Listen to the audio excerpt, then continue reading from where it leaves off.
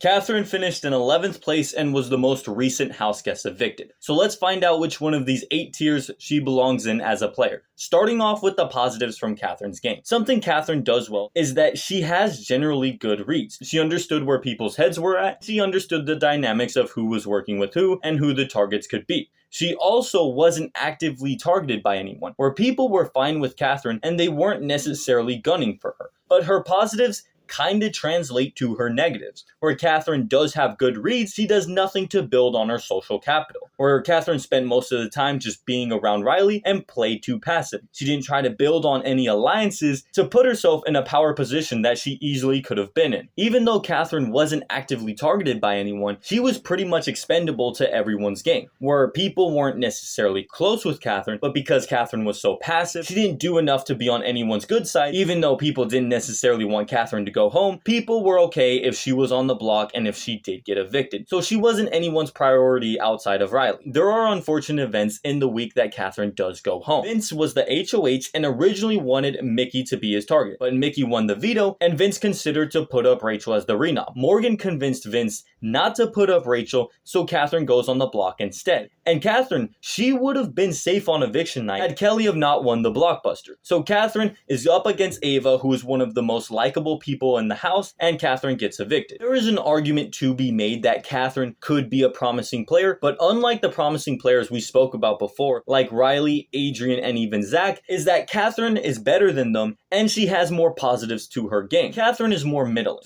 She's not good or bad strategically, she's not good or bad socially, she's just very in the middle, all things considered. So overall, Katherine is a mediocre player.